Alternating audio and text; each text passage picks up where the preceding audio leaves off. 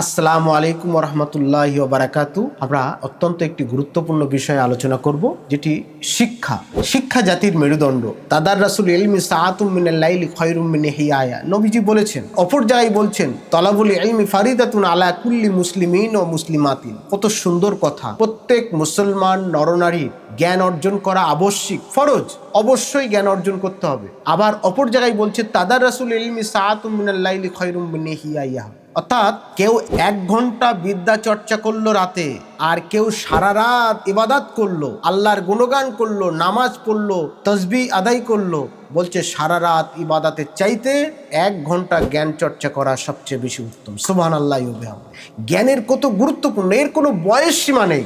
আমরা মনে করি হয়তো বাচ্চা ছেলেরাই জ্ঞান অর্জন করে, যুবকরাই জ্ঞান অর্জন করে, যারা বৃদ্ধ আছে এদের জ্ঞান অর্জনের আর প্রয়োজন নেই। এটা একদম সম্পূর্ণ মিথ্যা কথা। এর ধারণাটা ভুল। এই ভুল ধারণাটা আমাদেরকে ভাবতে হবে। নবীজি বলেছেন যে জন্মের পরে দোলনা থেকে কবরস্থ পর্যন্ত তোমরা জ্ঞান অন্বেষণ করো। অর্থাৎ কোল থেকে কবরস্থ পর্যন্ত তোমরা জ্ঞান অন্বেষণ করো। কত সুন্দর কথা। এখানে কিন্তু কবরস্থ বলতে মৃত্যুর আগ পর্যন্ত জ্ঞান অন্বেষণের কথা বলা হয়েছে। কোনো বয়স নির্ধারণের কথা উল্লেখ করা হয়নি। নবীজির কথা, এটা আমার কথা নয়। ফলে যে কোনো বিষয়ে যে কোনো সময়ে আমরা জ্ঞান চর্চা করতে পারি, জ্ঞান অর্জন করতে পারি। নবীজি অপর জায়গায় বলছেন, যদি জ্ঞান অর্জন করার জন্য সুদূর চীন দেশে যেতে হয়, তবুও তোমরা চীন দেশে গিয়ে তোমরা জ্ঞান অর্জন করো।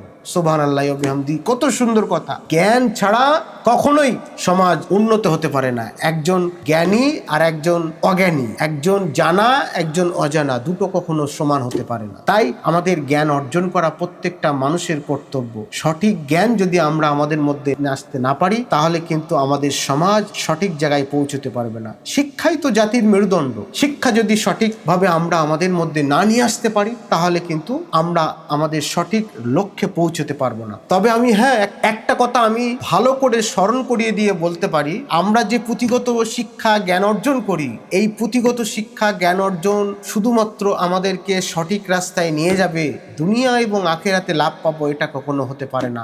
শিক্ষায় বর্তমান সময়ে আমাদের বিশেষ করে প্রয়োজন শিক্ষায় মূল্যবোধ। শিক্ষায় মূল্যবোধ, শিক্ষায় মানবতাবোধ, শিক্ষায় মানুষের পাশে থাকার কথা যদি আমরা না রাখতে পারি, তাহলে কিন্তু এই শিক্ষার কোনো মূল্য থাকবে না। একজন শিক্ষিত মানুষ তার সন্তানকে তিলে তিলে কষ্ট করে, কত যন্ত্রণা সহ্য করে বড় করেছে, ডাক্তার করেছে, ইঞ্জিনিয়ার করেছে, মাস্টার করেছে, কিন্তু দেখা গেল সেই সন্তান বড় হয়ে অনেক টাকা পয়সা অর্জন করলো, সমাজে অনেক খ্যাতি অর্জন করলো, অনেক মানুষ তাকে চিনলো। চেনার পরে সমাজের প্রতি তার যে দায়িত্ব, দায়বদ্ধতা, তার যে কর্তব্য, এমনকি তার পরিবারের প্রতি, তার মা বাবার প্রতি, সেই কর্তব্যটুকু অনেক মানুষ হারিয়ে ফেলেছে, হারিয়ে যাচ্ছে আমাদের সমাজ থেকে। ফলে এই শিক্ষা আমাদের কোনো লাভ আসে না, কোনো মূল্য নেই সমাজের। আমাদের সমাজের মূল্য যে শিক্ষায় মানবতাবোধ, মূল্যবোধ থাকবে। একজন মানুষকে আর একজন মানুষের কিভাবে শ্রদ্ধা করতে হবে, ভক্তি ভালোবাসা জানাতে হবে। আমাদের নবীজি বলেছেন, লাইসা মিন্না মান লাম ইয়ারহাম সাগীরানা ওয়া লাম ইউক্কির কাবীরানা।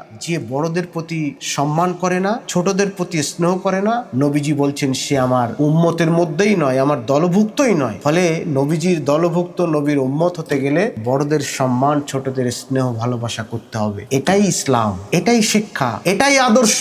আজকের একজন শিক্ষিত মানুষ রাস্তায় চলছে, অ্যাক্সিডেন্ট হয়েছে, তাকে কিভাবে রক্ষা করব সেই চিন্তা ভাবনা না করে আমরা এখন এমন মডার্ন হয়ে গেছি, তাকে ভিডিও করতে ব্যস্ত হয়ে যায়, তাকে রিল করতে ব্যস্ত হয়ে যায়, তাকে নিয়ে টোল করতে আমরা ব্যস্ত হয়ে যাই। সেই মানুষটা যন্ত্রণায় কাতরায়, তাকে একটু পানি দিলে হয়তো প্রাণটা ফিরে পেতে পারে, তাকে একটু চিকিৎসা করলে হয়তো প্রাণটা বেঁচে যেতে পারে। আজকের আমরা সেদিকে না তাকিয়ে আমরা আমাদের এমন শিক্ষা অর্জন করেছি, আমাদের মধ্যে সেই মানবতা বোধ আমরা হারিয়ে ফেলেছি, হারিয়ে যাচ্ছে। এটা সামাজিক একটা বড় ব্যাধি। সেই ব্যাধি থেকে আমাদের একমাত্র রাস্তা শিক্ষাই মূল্যবোধ। তাই এমন শিক্ষা অর্জন করতে হবে একজন মানুষ যাতে শিক্ষা অর্জন করে প্রকৃত মানুষের মতো মানুষ হয়ে গড়ে উঠুক। এই ভাবনা, এই চিন্তাধারা নিয়েই আমাদেরকে এগিয়ে আসতে হবে। ভালো থাকুন, সুস্থ থাকুন। আসসালামু আলাইকুম।